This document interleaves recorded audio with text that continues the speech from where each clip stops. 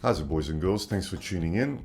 If you're a combo guitar player and you're wondering whether or not your little amplifier is going to be loud enough to cut it over the drummer, or if you're struggling to hear yourself over a drummer during concerts or rehearsals, then watch this video, because I have a little super simple musician life hack for you guys and girls out there, which I've been using for the past few years.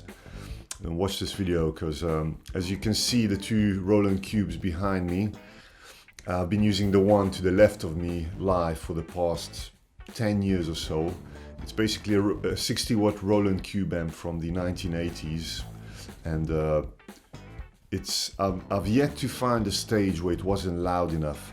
I've been fortunate enough to play in arenas a couple of times, and it still served me well because of this one simple trick. Let's just have a look at how most gigs are played. Obviously, you have the stage, you put the amplifier behind you, or maybe you elevate it behind you up on some kind of podium or something. Some people mic it up and they ask to have more guitar coming from the monitors. The main problem is that if you're lucky enough to have a monitor on stage, I mean, I'm sure a lot of you out there had these horror gigs when the house sound was incredibly bad, and you know, or the sound wasn't consistent enough, because let's say you go from one club where they have, let's say, monitors with EV speakers, then you go to another club where they have different speakers and the guitar sounds different. The EQ is just not the same. It's not consistent enough. So instead of putting it behind you on stage, whether it's on the ground or you elevate it, you put it up on some kind of container or something. So instead of doing that, what I do is I take the amp and I put it in front of me on stage. Maybe not directly in front of me, it can be a bit to the right, you know, a bit to the side. But the main thing is to put it in front of you and turn it towards you. This has many advantages and a couple of disadvantages, which I'll share with you in the end. I'll give a couple of tips on how to get past those as well. But if you put it in front of you on the ground, you will automatically have an amplifier that's closer to you, first of all. If you have big ears like I do, then you're at an advantage, because as you can see, the earlobe kind of cups forward, so we tend to hear things much easier that are coming from the front, as opposed to sounds that are coming from behind us on stage, whether it's on stage or let's say in combat or whatever. You know, people sneak up on you from behind for a certain reason, is because your hearing is not as good going behind you, because the sound waves have to get past the flesh of your ears. Whereas if it's in front of you, you know, you're probably gonna hear it a lot easier, you know, especially if you put it in front of you and a bit to the side. I find that to be the best spot to put it. Another aspect is that if you're playing small clubs, so if you're not playing these huge arenas, but say you're playing small clubs where you have a very intimate setting of the audience sitting close to the stage on chairs or at tables, let's say at a jazz club or something, if you put the amp behind you, there's going to be one or two unlucky people from the crowd whose heads are going to be blasted off, because, you know, especially if you're playing with closed back cabinets like on these Roland Cubes, they're pretty directional. What you will have, the sound guy will be complaining because you're adding extra volume going towards the crowd. He or she will probably not even put the guitar out towards the front of house, because he or she will say, the guitar is already too loud. Well, this is the way I approach it. I try to be as helpful as possible to the sound engineer and to make the best rapport with the sound engineer. So if basically by helping them, I'm helping myself get a lot better sound. By doing this, you're giving the sound engineer a free hand on how loud he or she will set the volume levels of the guitar in front of house.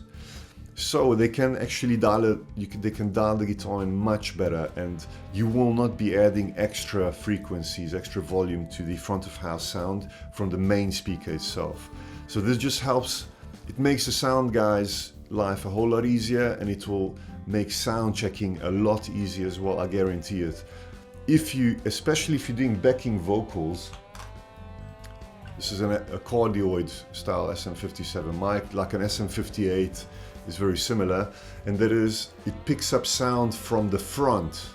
The direction that it picks up, it's mainly from the front. It does pick up a bit from the back as well, but it picks up less sound from the back.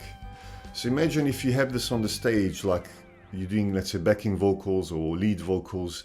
If you have your amp behind you, it will not only be picking up your voice, but if your amp is too loud, that's when you start getting feedback issues on stage, because it starts picking up the amp as well and adding additional feedback to the front of house sound.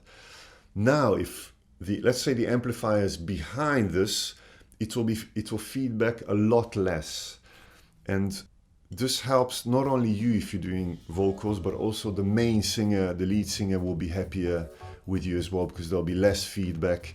You can also, if you have a singer standing next to you, then instead of putting the amp to the right of you, you can actually put it to the other sound, pointing the direction of sound away from the singer's microphone.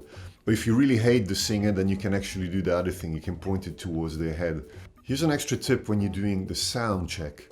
What I like to do is I like to start out by not asking anything at all to be placed through the monitors into the wedges. I try to listen if I'm able to hear the band, the raw sound of the band properly. So I try to listen whether or not I'm able to hear each band member separately. And if something is missing, let's say I'm unable to hear the bass player or the piano player or the singer, I asked that instrument to be put into the monitor. Another tip which I can give if you're going to be going this route is that you will see that instead of putting your guitar louder, if you just tilt it slightly, obviously don't tilt it so the cone is facing your head, because then it's going to be very bright. You're going to get a lot of the bright tones from the amplifier. But if you kind of aim it at your stomach, then I found this is like the best angle at which to tilt the amp slightly. And the way I do it is I usually have a guitar stand on stage, and I kind of wedge this foot of my guitar stand underneath it, and the more I push it in, or the more I put it out, I actually adjust the angle of the amp, the tilt of the amp, and it's kind of like an EQ or volume control on its own. Also, if you want to be practical, obviously it's nice to have a mic'd up guitar cabinet. I think the mic sound does sound a little bit better, because you also get the sound of the speaker, especially if the speaker breaks up. You know, you might want to add a little microphone onto it, but the other route to go is to go direct some way. I'm not affiliated with this company, but what I usually do, you get a lot of companies making these DI boxes that are actually speakers. They have speaker simulated outputs. So I usually just plug this into the output of the amp, the line out of the amp, and this gives the sound engineer a emulated output, an XLR going outwards. The advantages of giving a direct signal is that once you place your amp down, you can still move it around if it's like not positioned properly. But once you mic it up, it's very difficult to move it afterwards, because obviously you're going to be changing the tone. So my recommendation, if you really need to hurry and you need to do fast sound checks, let's say you play in a show band or something, or a lot of bands are following each other, I would recommend going direct somehow. I found that the best sound that I get is when I use a combination of a microphone and going direct. Some of you don't use amps at all and you go direct via some kind of either multi-effects processor that has cab simulation built in, or some kind of analog pedals such as this, the Joyos and the Tech 21s, the originals from the Tech 21 character series. That's also a very good way of doing it, but I found that the monitors do tend to sound different. The EQ of the speakers are not the same. And if you do it this way, that you put the amp in front of you on the ground, you will always have a consistent sound. What happens if you, let's say you need the space in front of you, let's say you're working, they have dancers in the group, let's say you're playing in a show band and you accompanying dancers, and then what you can do is you can put the amp next to you. It doesn't matter if you put it in front or next to you, but the thing is, don't put it behind you, because just remember the direction that your earlobes are facing. So I find that as long as I put it within this 45-degree angle, then I can hear myself a lot better. So like I said, some of the advantages are that the sound engineer is happy, the people in the crowd are happy because they can hear you better. The other band members are happy as well because the stage volumes are a lot lower. The singer's happy. There's less feedback on stage. You'll be also happier because you'll be able to hear yourself a lot better. Not to mention, if you have a lower back issues like I had, then you don't have to carry huge amplifiers. A small, I mean, the 60-watt Cube amp that I use.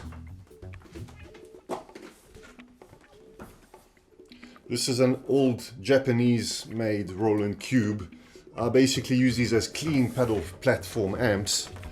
And the volumes, this actually has two volumes. It has a gain, and a master volume. Yeah. Now the gain hardly ever goes past 3, and the maximum is 10. And the master also goes mainly maximum to 4. I've yet to find a stage where I actually needed more than that.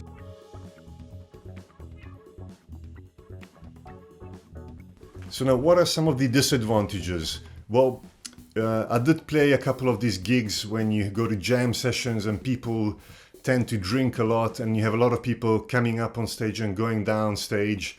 Or basically you have a lot of, sometimes you got what I call drunken zombies coming up to the concert, and it's not a good idea to keep it in front, because I did have concerts where people try to fiddle with my amp, Then it's advisable to have some kind of instrument that's like a Telecaster, for example, that you can actually use as a weapon, just like Keith Richards did.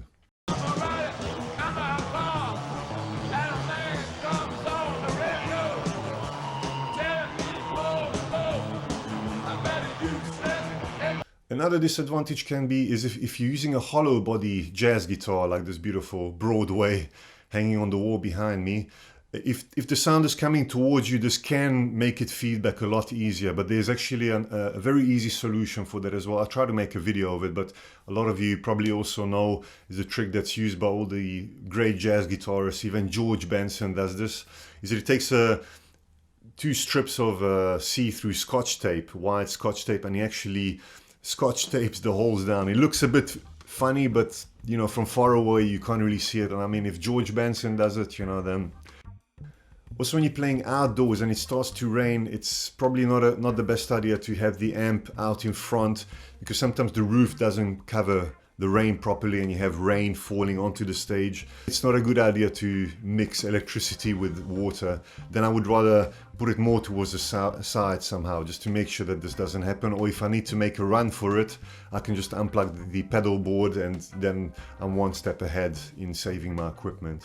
Another thing to watch out for is if you're going to be tilting your amp like I do, just make sure you don't tilt it too far, because sometimes when you're moving on stage and the stage shakes a bit, just make sure the amp doesn't fall over, obviously.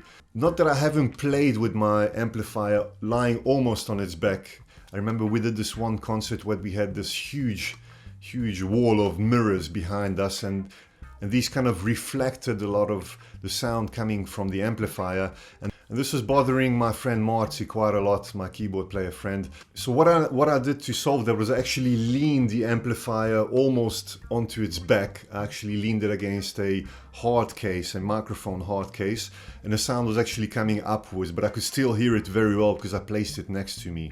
This is why I also prefer closed back amplifiers such as my Cube, because it becomes more directional and there's less sound coming out of the back. I know a lot of you like to have an open back cabinet because it seems to fill the room a lot better, but the application in which I'm talking about, for which I'm using this technique about, is a working musician scenario when you really need to where you really need to hurry up and you really need to get the guitar set up as fast as possible and to be as less obtrusive as possible.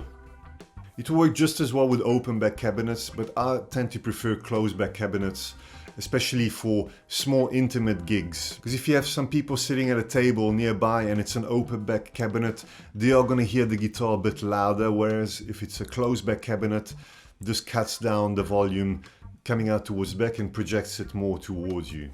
So anyway, boys and girls, I hope you really enjoyed this video. I hope it's helped some of you out there.